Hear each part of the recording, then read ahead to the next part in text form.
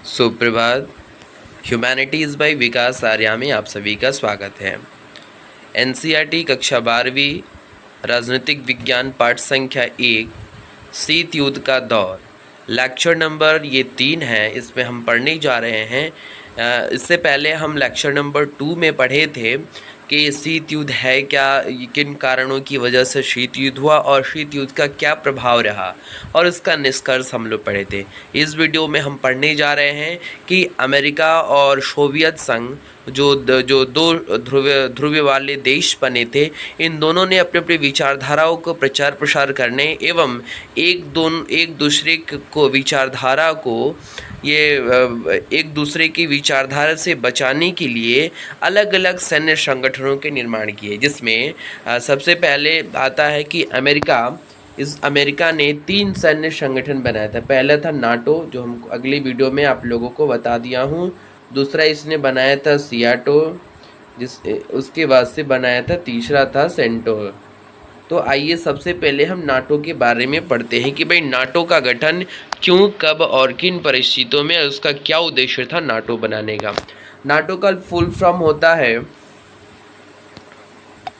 कि North Atlantic Treaty Organisation. NATO का full form हुआ कि नॉर्थ अटलांटिक ट्रीटी ऑर्गेनाइजेशन, यानी उत्तर अटलांटिक संधि संगठन है। इसकी स्थापना अमेरिका द्वारा 4 अप्रैल 1949 को होती है। इसका वर्तमान मुख्यालय और उस समय भी मुख्यालय ब्रुसेल्स, बेल्जियम, जो कि यूरोपियन कंटिनेंट का एक देश है।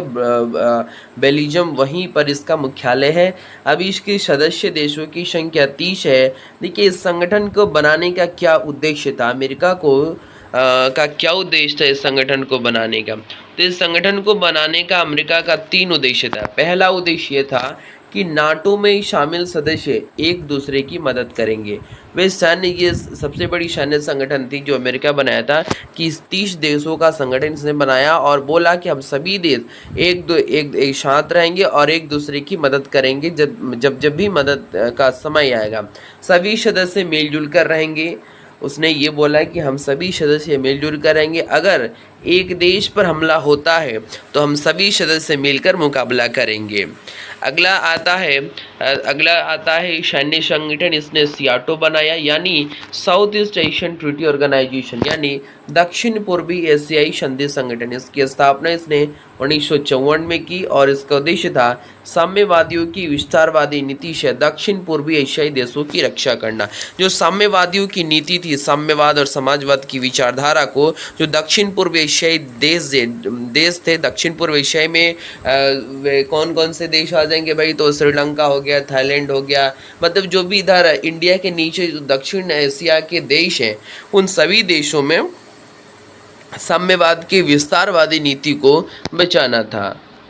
अगला आता है सेंटो, यानी सेंट्रल ट्रीटी ऑर्गेनाइजेशन, केंद्रीय संधि संगठन। इसकी स्थापना उसने 1955 में की थी और इसका उद्देश्य था कि सोवियत संघ को मध्य पूर्व से दूर रखना। जो मध्य पूर्व वाला एरिया था, जो हम आपको अगले मैप में बताएंगे, सोवियत संघ को मध्य पूर्व से दूर रखना था। इसका जो मकसद था कि जो मध्य पूर्व के एरिया में जितने देश आते थे, लगभग वो अफ्रीका कॉन्टिनेंट हो गए, यूरोप कॉन्टिनेंट हो गए, इसमें पढ़ने वाले जितने भी देश थे, इनको साम्यवादी विचारधारा से रोकने के लिए ये संगठन बनाए गए थे। वो क्योंकि सेंट्रल यानी बीच में पड़ते थे सभी देश, और साम्यवाद के प्रभाव को रोकना इनका प्रमुख उद्देश्य था।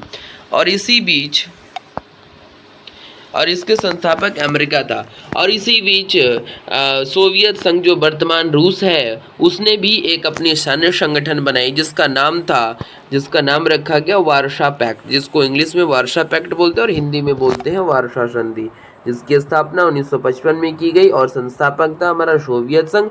इसका मुख्य उद्देश्य था कि नाटो में शामिल सभी सदस्य देशों से मुकाबला करना था। धन्यवाद।